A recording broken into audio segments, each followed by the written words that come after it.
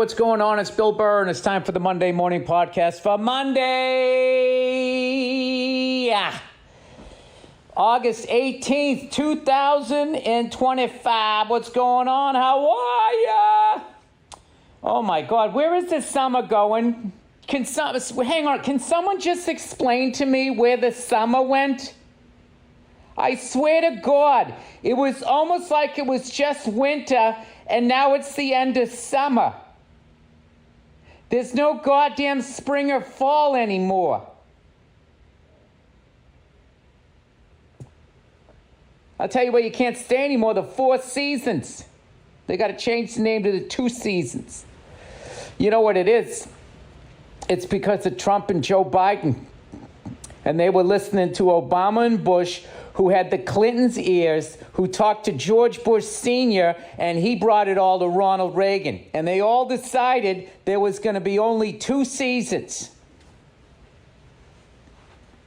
Because they didn't like having to move their shit out of the attic 4 times a year. They just wanted 2 clothes, winter and summer. And that's true. But you'll never see that on the internet because the world's afraid of it. Sorry. Oh, my God. Red Sox lost today. What a fun-ass fucking team to watch, though. I'm having such a good time getting caught up with those guys. Marcelo Meyer, is that his name? 22-year-old third baseman. We got a 21-year-old kid in left field. We're fucking young. In the words of the late, great Kevin Knox, you're young, you're young. They're coming on. We're in first place for the fucking wild card. I think we could win the first round, surprise somebody, build off of that. I'll tell you, they've been wearing those alternative uniforms so much, it was weird to see their regular ones. I got to tell you, I fucking hate to say this, I like the Green Monster ones. First it was the hat, and now I'm looking at the jersey, and I'm like, right, that's fucking cool. And I love green. God damn it. So what do? I go on the fucking website, and the hat's all sold out. It's all sold out. You can't try to buy the hat on the day that they're wearing it because too many people are at home going, I want one of those. And I was one of those people. I got left out in the fucking rain, man. You would think all these years sitting out there in the bleachers, with all the other big-headed Bostonians, they would have a hat in my fucking size, and they do not. Although, here's a good one for you. Don't try to buy merch for your team when they're hot as a pistol, as they always say. Best record at home since June something. They keep saying that. And then we have the most walk-off wins of the year. What does that all translate to? I don't know, about 6 games out of first place. I think the Blue Jays won. And that's good, man. Toronto, I don't get mad at it. Canada needs a winner. You know what I mean? Like, I always felt like Canadian people white people in Canada, never really got their due for, like, how evil they are. You know what I mean? Because of that imaginary line. We act like they're not also from Europe, and they're also not from countries that began the slave trade. They were just up there. So they got, like, cut off. Like, you remember, like, Behind the Music? And there'd be some big band, and there'd always be some dude who got kicked out or quit the band early on, and then the band goes on to play fucking arenas. You know what I mean? I feel like that's what happened to the white Europeans that settled up in Canada. Like, they were like that first drummer or that rhythm guitarist. He just didn't have the look, or he knocked up his girlfriend, and that was it, and they missed out on, us, being a part of us and saying how awesome we are while, oppressing people.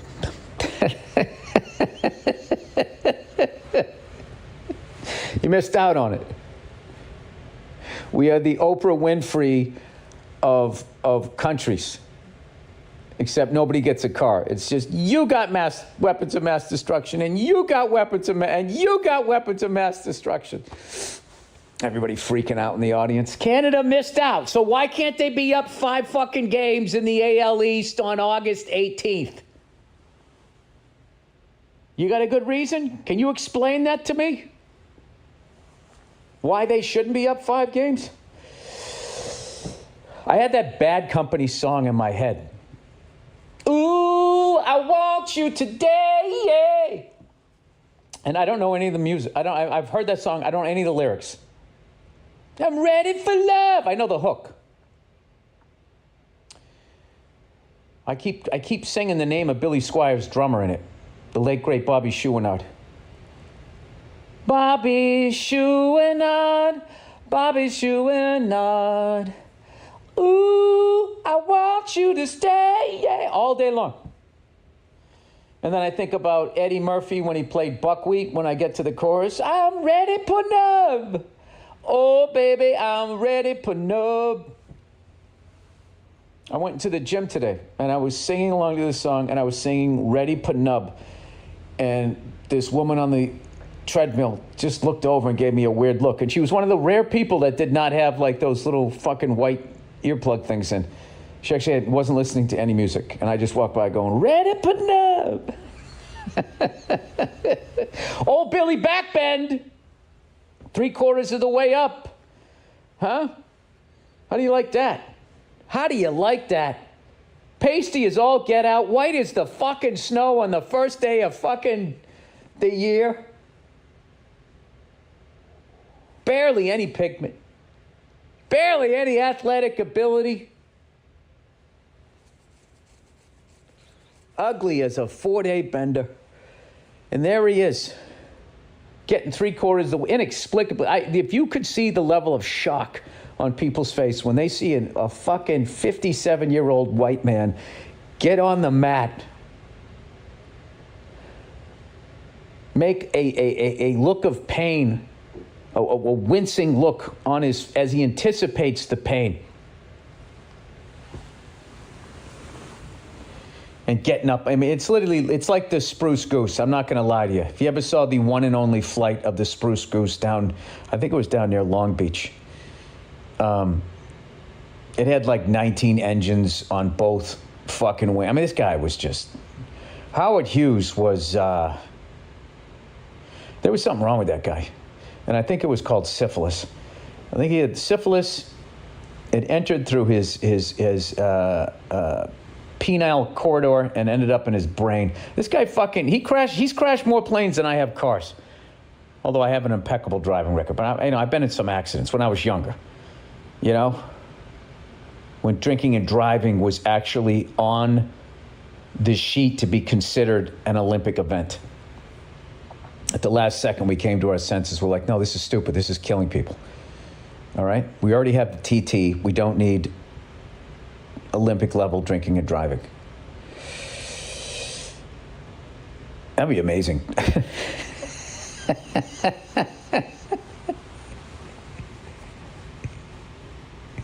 Oh, my God. You do a throwback 80s night, okay? The music, the fashion, the hairstyles, all of that. And then you have one of those figure-8 racetracks, and it's the fucking... it's the drinking and driving. What do you got? The Daytona 500. This would be the day drinking 50 or something. I just got to somehow see 500. I don't know, the day drinking 500. And it's you and another driver. Just hear me out on this. All right? It's just you and another driver. Everybody signed their fucking waivers. Your waivers, rancheros, okay? You get into your car, right? It's all safe. You got a fire suit on and shit. You know what's funny? Is you would see the most accidents and the least amount of injuries. The dude driving drunk never gets hurt. He can be ejected through the fucking windshield, and he's like one of those fucking things outside a car wash. You know those things they blow the air up in? Just a giant Gumby. Like, you must have seen that clip where those people were mouthing off on the golf course. Some public golf course shit, right? Because they don't have to worry about a membership. So they're getting after it, right? If one foursome is yelling at another foursome. And it turns out one of the guys is a retired hockey player. So, of course, there's always some guy, who just thinks if he yells, let's go intensely enough, he'll know how to fight, Let's go, let's fucking go. He was doing that. And literally got into a fight with a former NHL enforcer. Now, this isn't what I want you to watch in the video. What they're all making fun of he throws the fucking dude into a marsh, into a lake, into a pond, into a sound. I don't know how big the water is. A lake. Throws him into the fucking pond. The kid comes out of the fucking pond like Jason in Friday the 13th. And it wasn't enough for him. Going into the pond didn't sober him up at all. He was just like, that's all you got? That's all you got. I'm going to walk up to you in squishy fucking sneakers and socks right now. Coming up to you. So he goes after the guy again. And this is when I'm telling you why drunk drivers never seem to get hurt and everybody else does. When the hockey player fucking throws that guy, the complete lack of resistance that he has to any of it. He's like a fucking newspaper in the wind. He just goes with it. And he's all like Jello. And he just fucking lands and he pops right back up again. Nothing. Shoulder's not blown out. Didn't break his collarbone. What gets you hurt is you fucking tense up and everything's all fucking rigid. But this guy, I'm telling you, there was nothing he could do. It was like, he just fucking went with it and he landed and fucking popped right back up again. So anyway, everybody's, making these memes about this guy getting thrown or whatever, but they're missing the lesson here. The lesson here is that if you're drunk enough in a fight and somebody throws you on grass or into a fucking body of water, nothing's going to happen. Your clothes are going to get wet. You're going to have to go to the dry cleaner. All right, if that dude was stone sober, go, let's fucking go. I'm telling you, when he got thrown into the pond, somehow his head would have hit a fucking rock. When he came out and that dude threw him, he would have tried to fight it and he would have broke his fucking neck. His foot would have got spun around. Something would have happened.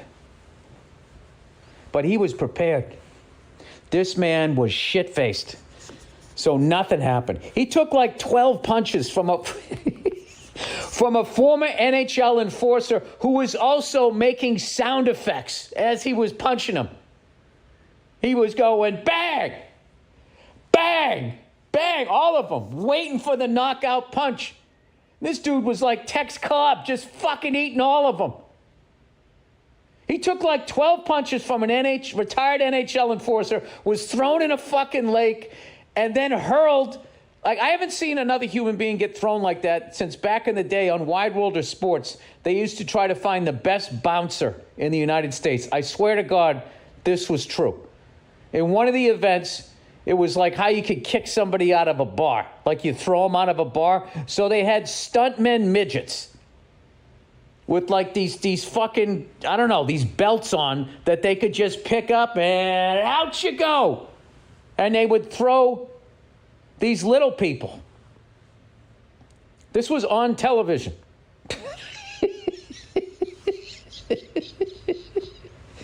Big, roided up men with mustaches throwing midgets.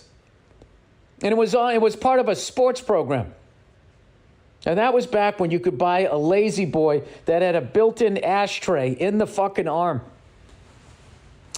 And you were ready for nub. Oh, baby, you were ready for nub. Anyway, I had a fucking epic dad weekend with the kids.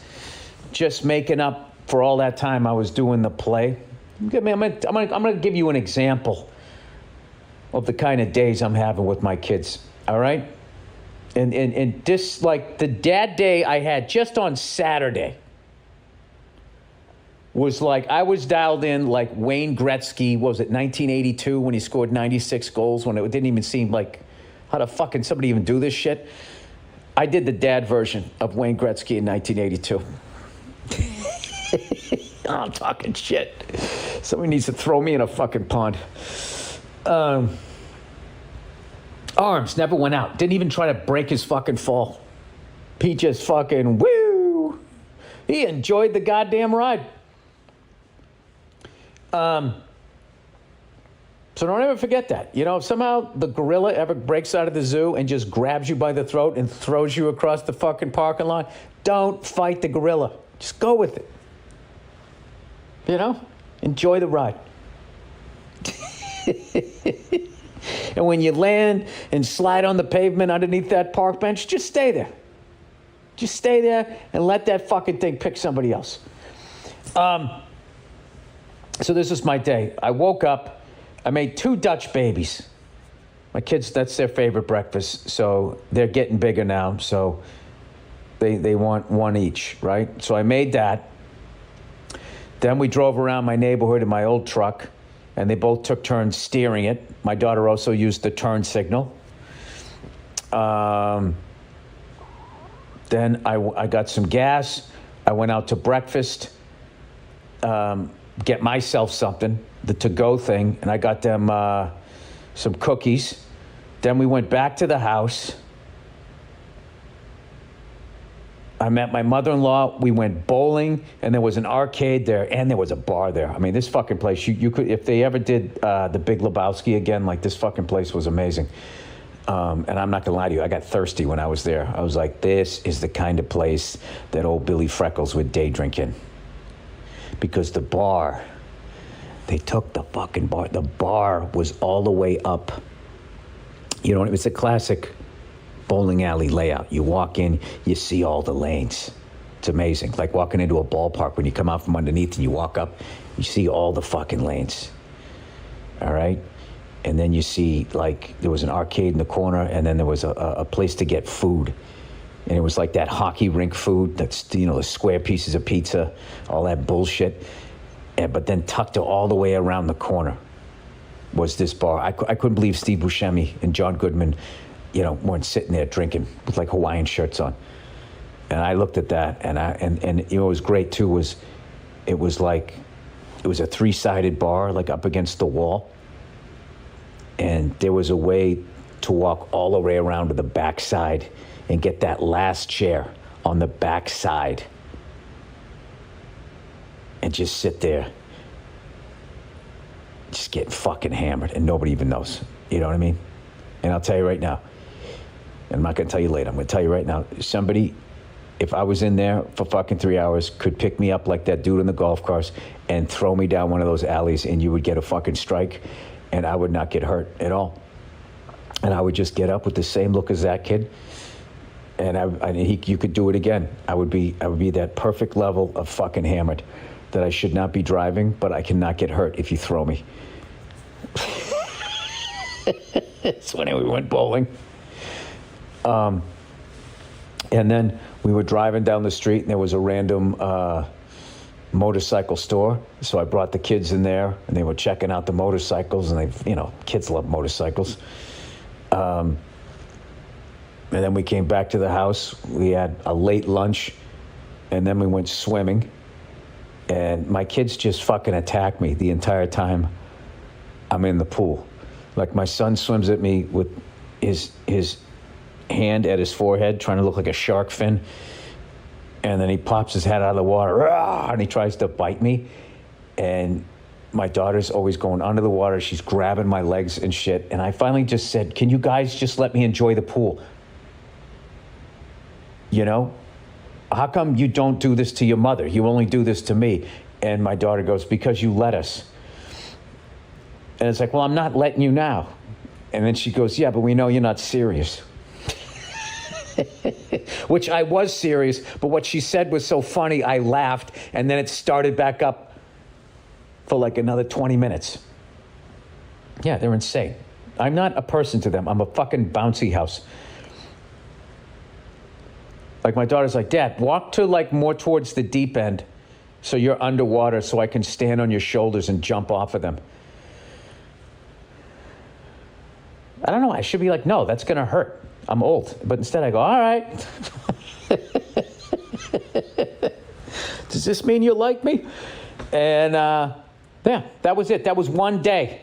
And then this morning we woke up, we went out to breakfast. I had the kids steering the truck again in the neighborhood. Got my son to do it. He was a little nervous about doing it. And then he started doing it. We're like, buddy, go back to the right. And he would be like laughing, looking at his sister. And I have to like fix it or whatever. But I don't know. I'm really having a great time with them, enjoying these last few days before they go back to school. And I keep running into parents, and they just keep saying, goes by fast, it's like slow and fast, all the same. That's all they say. It's like they try to, it's like, dude, I'm sorry that you're sad your kids are grown up. How old are your kids? Oh, 8 and 5. Oh, that's such a magical age. Enjoy it, because they grow up so fast and then fucking awful things. It's like, all right. Yes, like every fucking parent that has grown-up kids always says it goes by fast. It's like, I know it does. And someone said that to you, and there's nothing you can fucking do about it. So stop doing that. Because my kids are still 8 and 5. I want to fucking enjoy. Just stop putting your fucking sadness onto me. You're not talking to me right now. You're talking to your younger self. All right? I'm in the pool. I'm letting them drive my truck down the street. All right? Stop fucking giving me anxiety, you cunts. All right. Ooh, I want you to shut the fuck up. Anyway. Oh, Billy Elevation. About ready to take my drumming to a whole new fucking level. I don't know why I got all intense about that. I, for the longest time, have wanted to get a hi-hat, a fixed hi-hat, on the right-hand side of my kit, so I can play along to all this double bass shit that I loved growing up. All right? And that's everything from Metallica, Slayer,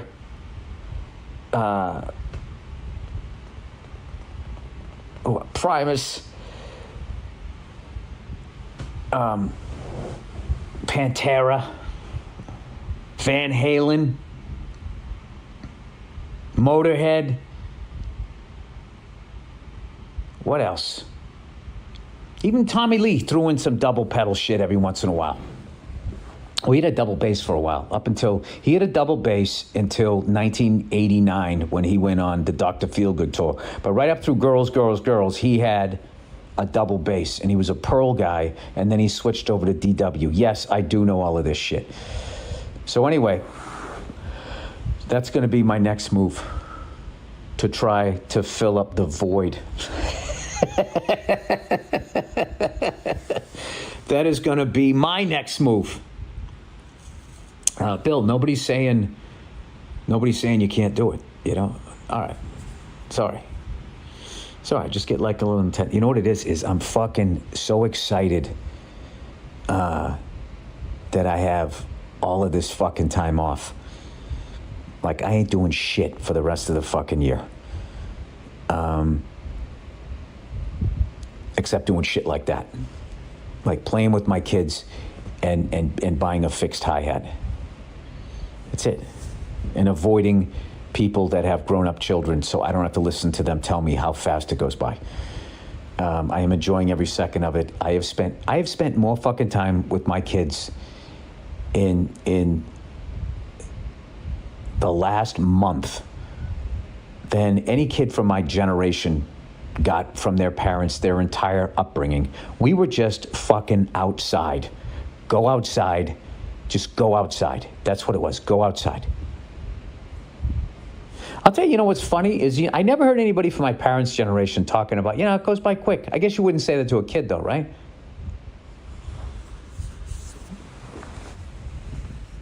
They were just like, they were just different. You know what it was? There was no fucking internet. There was no social media. So, like, parents used to fucking hang out with each other, you know, and just get ripped. You know what is funny about fucking alcohol is if you keep drinking at a certain level, past a certain age, you're just fucking red. As far as like a white person, you know? Like last night I was at this event and, you know, I'm telling you, that bowling alley with the bar kind of, you know, I wasn't going to do anything, but that was like a fuck. Every once in a while. Because usually 99% of the time I'm like, I'm so psyched I don't drink anymore. But every once in a while, oh, you know what I mean? It's like a retired baseball player smelling the fresh cut grass, just like, oh, hearing the sound of a ball hitting a bat. And you just, oh man, I would love to go up there and just fucking take a couple of cuts. Yeah, well, I'm not an athlete. I was a functioning alcoholic, so I get that feeling when I look at a bar. Like, oh my God. Oh my God. Dude, back in the day, me, Bartnick, Verzi, in a bowling alley bar during the fucking day, that would be one of those hangs that we talked about 10 years later. Trying to remember what the fuck we were laughing at. Oh my God. That's when I actually feel bad for oligarchs. Like, do they have that? Do they get to have that moment? Do they ever just get to go get hammered in a bowling alley bar? Can they take the time to just fucking and enjoy that? Or are they too busy thinking about, like, looking at everybody bowling, thinking about how much money they're making off at each one of those people?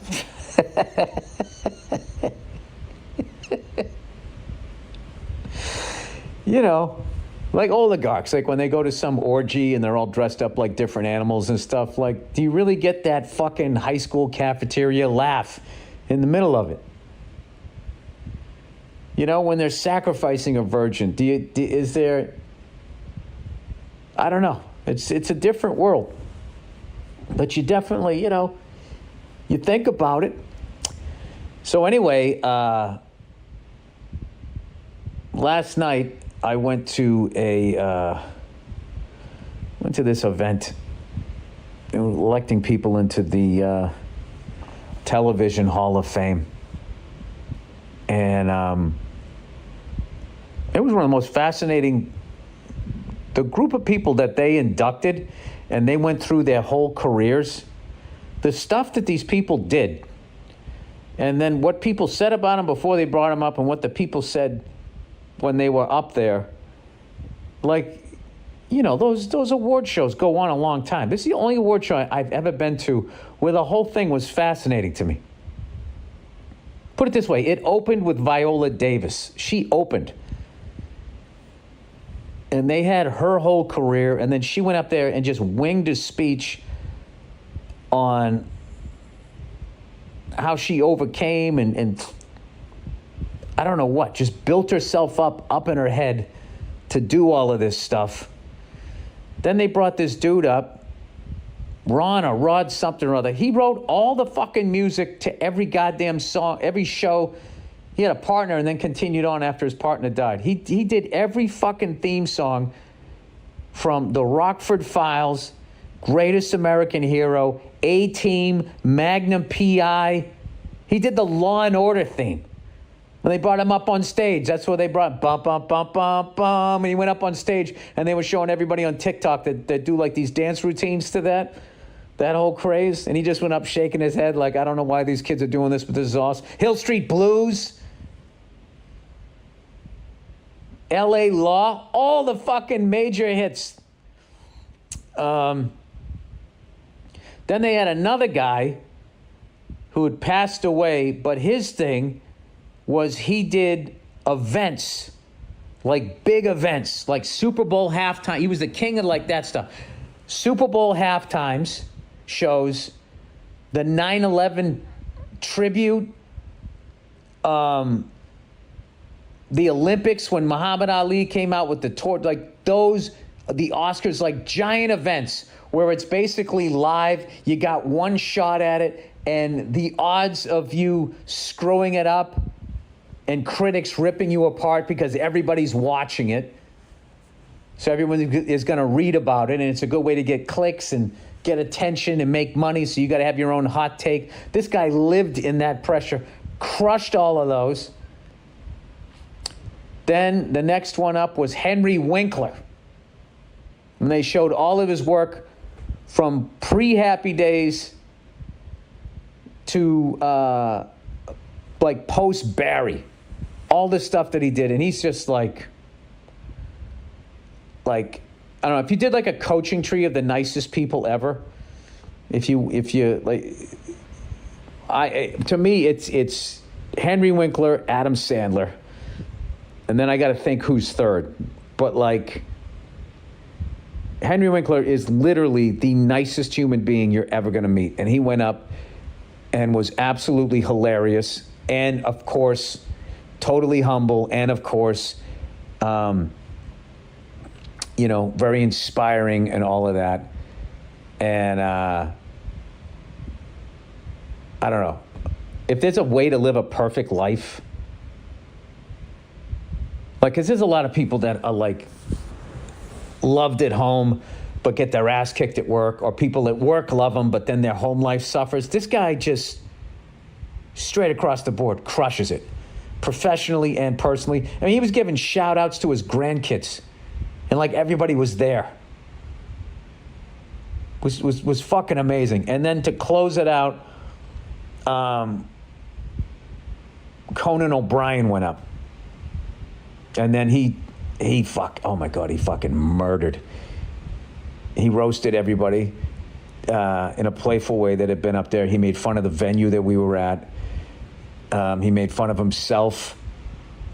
And then, of course, had an overall positive outlook on the future of television, the future of creativity, and the future of people. How he always does, lands it. After being totally silly and ridiculous out of nowhere, he hits you with like some profound shit. It was an amazing night.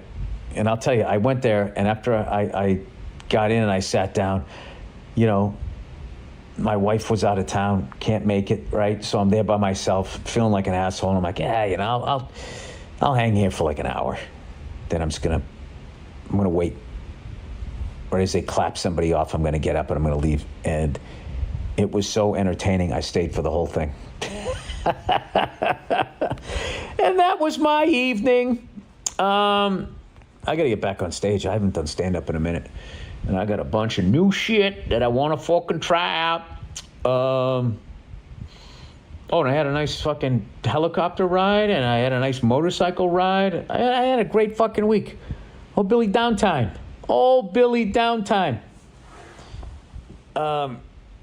Yeah, that's it. All right, I gotta hit pause here and see if any of these materials have come in yet, because I don't have any of the questions from you guys or the advertising yet.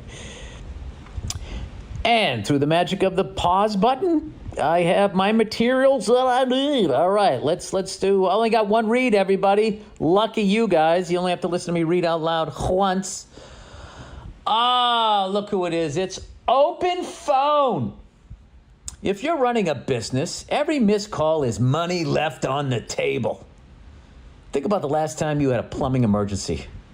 If the first plumber didn't answer, did you wait?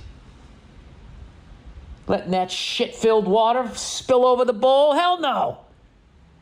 You went down the list, you called the next ass-crack fucking plumber to come over. That's what it gets, and chances are you moved on. That's what they're trying to say with this copy. With Open Phone, you'll never miss a chance to connect with your customers. Open Phone gives you a dedicated business number that works right from an app on your phone or computer. You and your team can share one number, reply to customers faster, no dick pics, please, people, and keep everything organized so nothing slips through the cracks. Call back to the plumbers. Open Phone even keeps your phone I don't know why I'm reading this like the mean girl on the playground. Covered after hours, so leads don't disappear while you're away. And if you ever sat through a long business call and couldn't remember what was actually said, well, shit, you're not alone. Open phone. Call transcripts and summaries capture the conversation and give you follow-ups. So no more taking notes or losing track of the next step or being bored shitless. Just sit there smiling and nodding. Don't worry, some robot's writing down everything this jerk-off is saying. And then you can kind of skim read it and be like, I got it. And get out of the office. Join 60,000 plus businesses already using Open Phone. To stay ahead, go to openphone.com/Burr to get 20% off your first 6 months. That's openphone.com/Burr. You can even bring your existing number with you for free. Open Phone. No missed calls, no missed customers.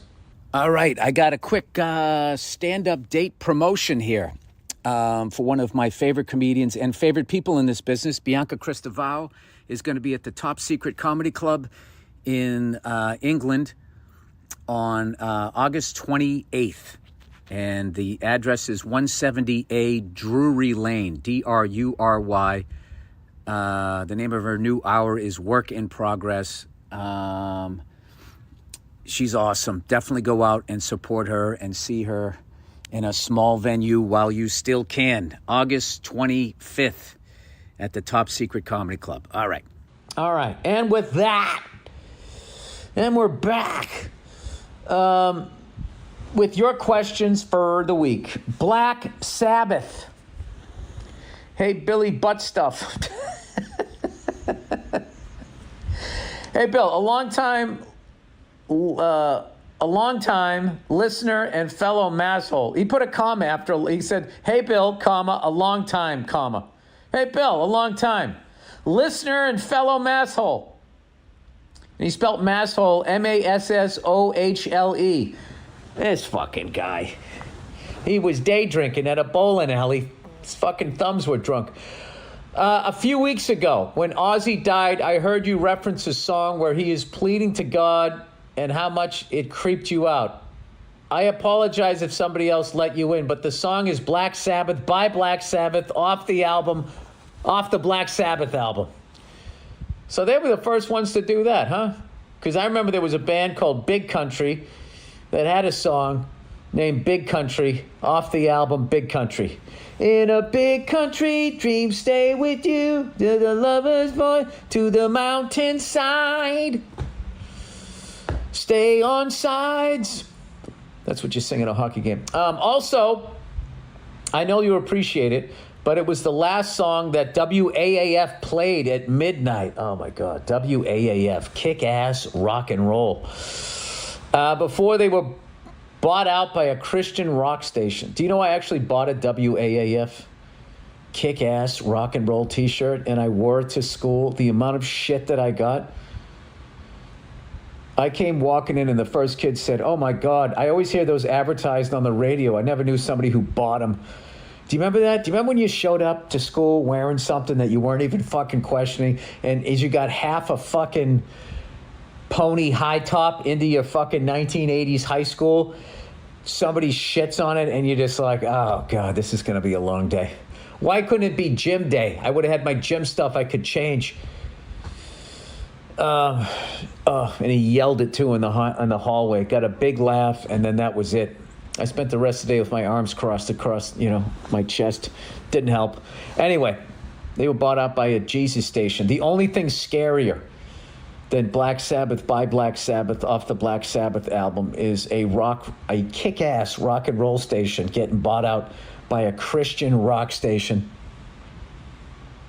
How much are you in the cult that you pick up a Gibson Les Paul and you're still singing about the Lord? It's not what guitar is about. Sinning. I get it. You're into Jesus. You just apologize for this later. Let's do some Black Sabbath shit. Anyway, this person said, I was in a college at Fitchburg State at the time and working at a liquor store and ran to my car to hear what song WAAF would play last. That's kind of cool that you knew it was a big moment. You could go on YouTube and listen to the last, like, I think, shift of WBCN.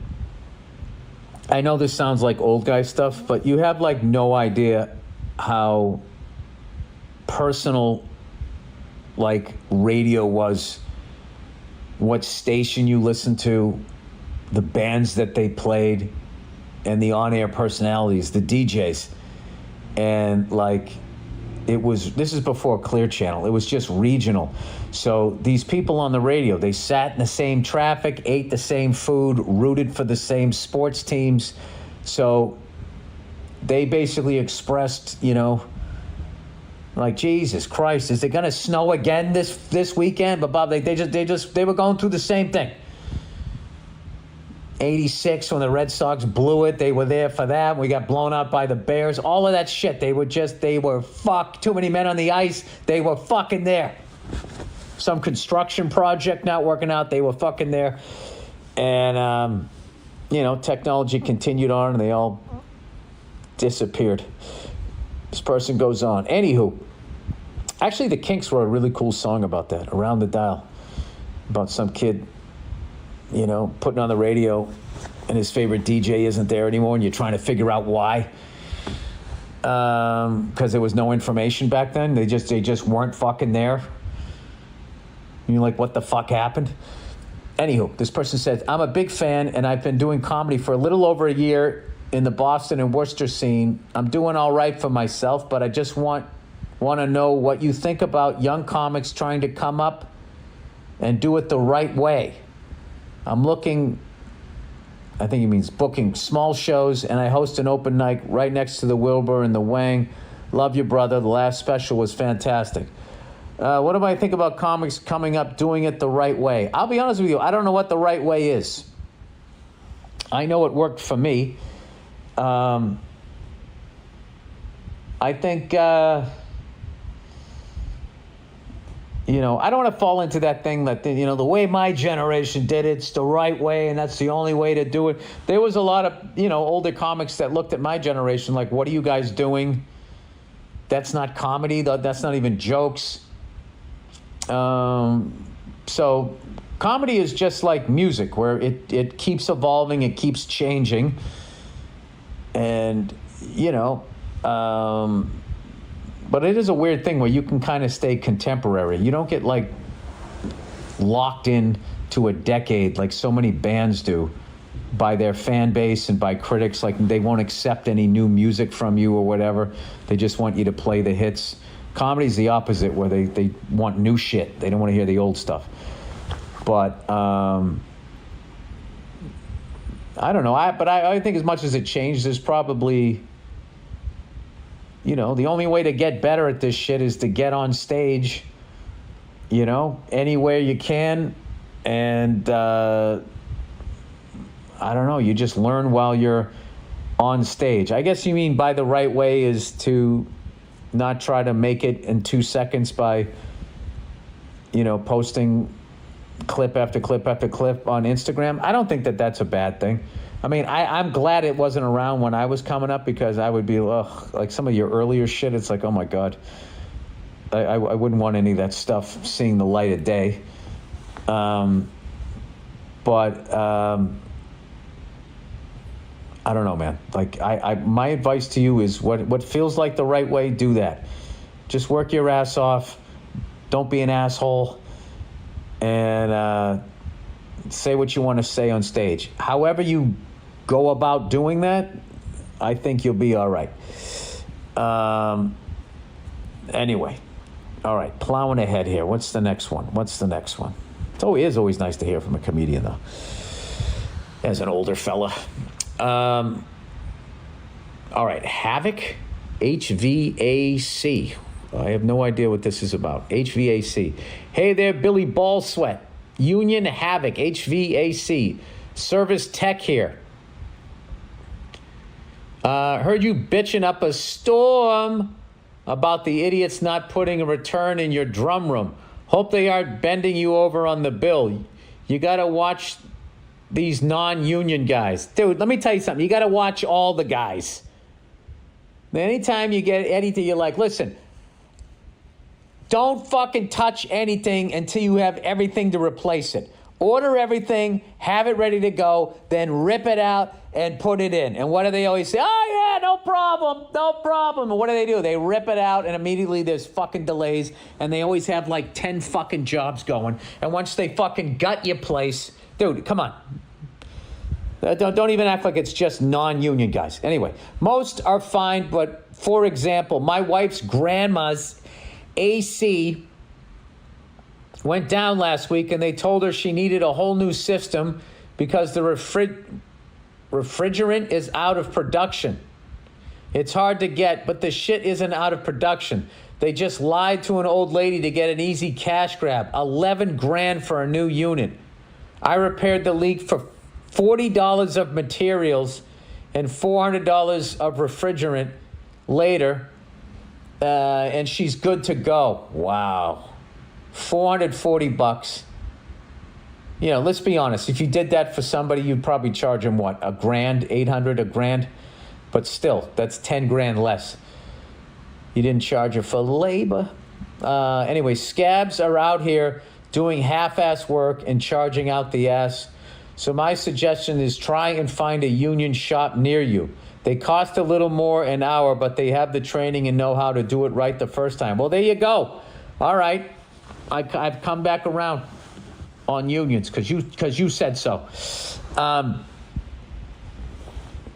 don't get people who are out there doing shit work. I don't get that at all.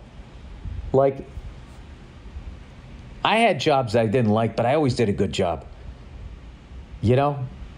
I remember being a busboy in a restaurant, and I had to, like, mop down the whole, they had an oyster bar, black and white tiles, and I had to do the men and the women's room. And, oh my God, some nights, like, I don't even know what the fuck happened in there. And I hated every second of it, but the fucking place was gleaming by the time I was done with it. And the piece of shits that I worked with me, I remember they used to look at me like, dude, what the fuck is with this kid? He actually, like, there's so many people out there that are just so into fucking people over that they don't even understand just doing the right thing. Like, you're paying me to do this job, I'm going to do the fucking job, and I'm going to do it right. Like, scumbags. They almost look at you like when a dog can't figure something out and they cock their head. They don't even get it. It's like, why would you put all that effort in there? What are you getting out of that? You're already making that money an hour. Why don't you dog it? And then figure out how to take somebody else. Like, the people who approach shit that way. I don't get that. Like, how you could, like, go in there and see an old person. You know they're not working anymore. You know that money's important to them. And you go in and you take 10 times what you need to take from them. So you can do what? Do what? Go out and get yourself a car with T-tops, you cunt? Anyway. Instagram showing users' location. Hey there, Billy, my old chum. Instagram made an update to their app that turns on your location data by default, now revealing your geographic location if you use the app, unless you go into settings and turn it off. This has caused influencers online to be posting content without them knowing their home address is being revealed to the world, causing randos to take pictures of their houses and sending it to the influencers. People are out of their fucking minds. First of all, I don't understand why an app can do something like that. You know, think about all the women out there that have fucking stalkers. I believe mine's shut off. I'm going into it now. I don't handle this stuff. My web guy does.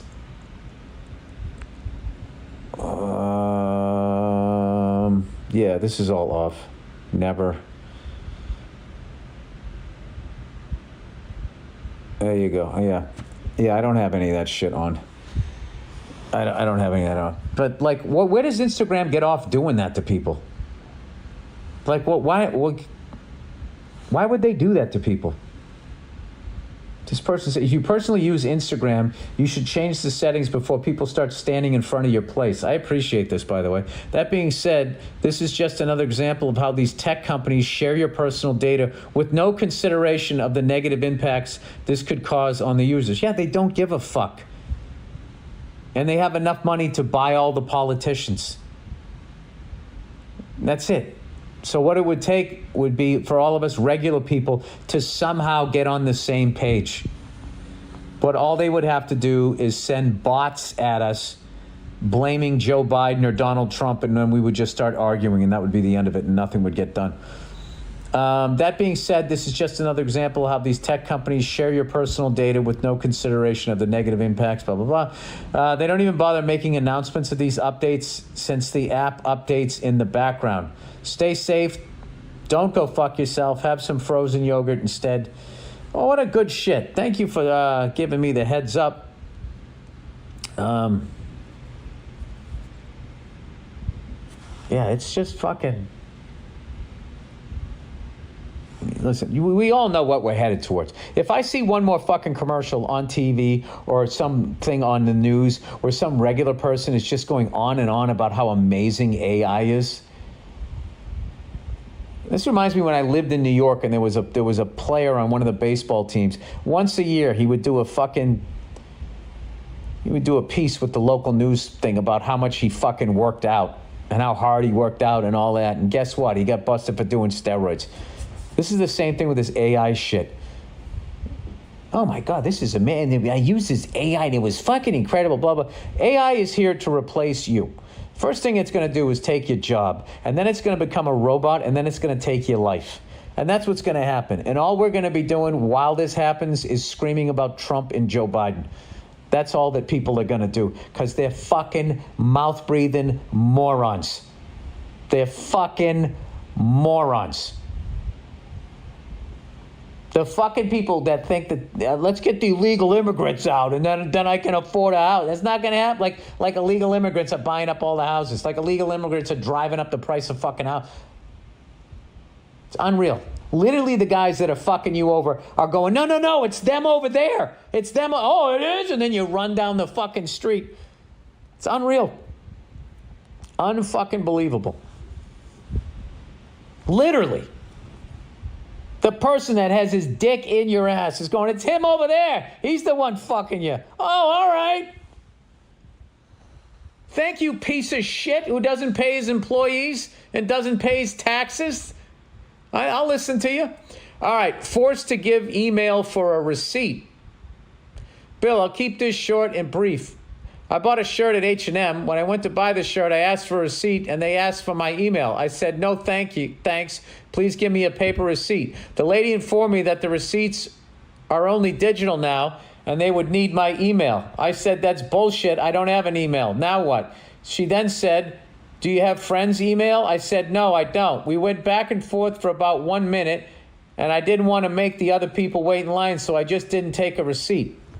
I think it's absolute bullshit. They're actually forcing us to give emails for receipts. It's only a $13 shirt, so fuck it, I guess. But it had me so infuriated. It should. Just print some fucking paper. You should look this up. H&M can suck my dick. Fuck them. Exactly. Fuck H&M. Part of me wishes I stayed and fought longer and forced them to address the issue with the manager, but I just said fuck it and left with my shirt. Didn't give them my email. When I mentioned I don't want them to have my email, they said it's only for receipts, and I laughed in their face. Exactly. We don't share it. It's like, no, you don't share it. They must think I'm retarded. Retarded. I don't know how to properly express my rage or why this infuriates me so much, but it does, so I'll stop before I just ramble on saying fuck this and fuck that. Would love to hear your thoughts. Thanks, and go fuck yourself. Well, I think a lot of people like yourself, the reason why you have rage issues is because you would never do some shit like that. Or maybe you grew up in a really controlling environment, and the fact that you didn't feel like you had an option made you fucking flip out. Or I'm superimposing my issues onto you. That's what I got for you. Yeah, fuck all of these people, and there needs to be some sort of pushback. I always give a fake email. I always give a fake phone number. Yeah,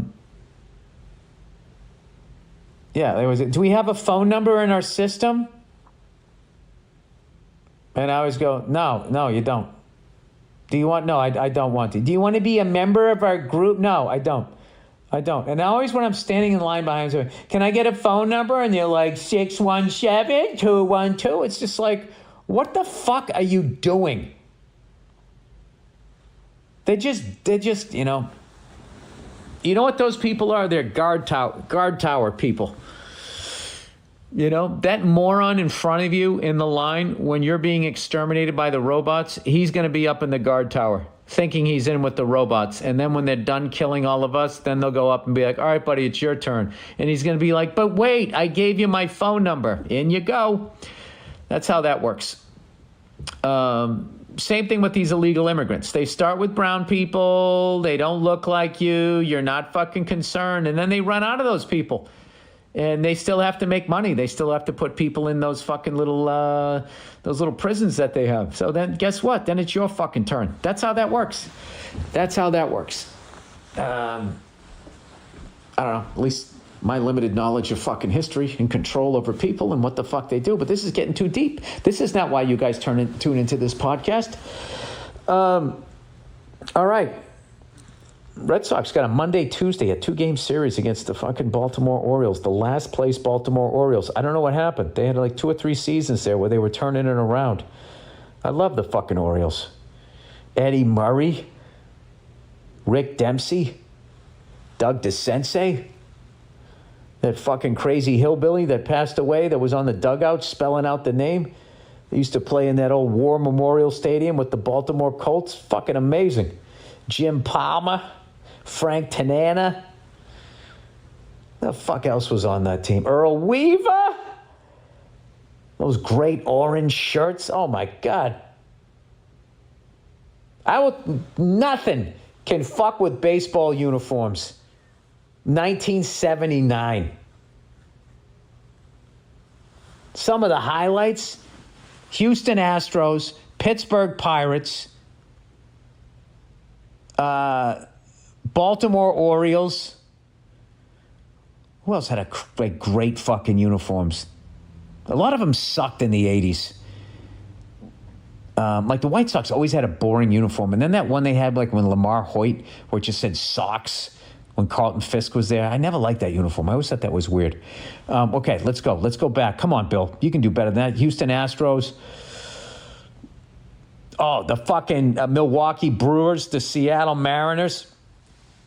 They had great uniforms. The Twins. Oh, the fucking St. Louis Cardinals, that blue jersey. Kansas City Royals, that nice clean uniform. All right, that's all I got. You know, I was looking up some shit the other night. I was watching the Dodgers and the Padres because all of a sudden the Padres were up one game and then the Dodgers took them 2 games in a row. Now they're up a game. And it was talking about the Dodgers uniform, and it said that it was blue and white and red. And I was like, what the fuck is red on the Dodgers? And for the life of me, I couldn't think of it. And I put on the Dodgers game. I'm like, oh, the fucking number is red. How have I never noticed that? I mean, I see it all the time. I just never noticed it. You know, Bill, you could have ended the fucking podcast instead of just, you know what else I never noticed? All right, that's the podcast. Go fuck yourselves. Give out fake emails, fake phone numbers. Just, you know, you can't fight this shit, but you can have fun with it. Just take surveys, give all bogus information. Like, I think that's the only way to combat this, is we just all give bogus information, and there'll be so much misinformation out there about all of us that, you know, the value of tracking, that's still not going to happen. They'll track us even more. Anyway, and it's all God's fault, because he makes selfish people, he makes fucking sociopaths, and he makes narcissists. And, you know, there's like bacteria in your gut.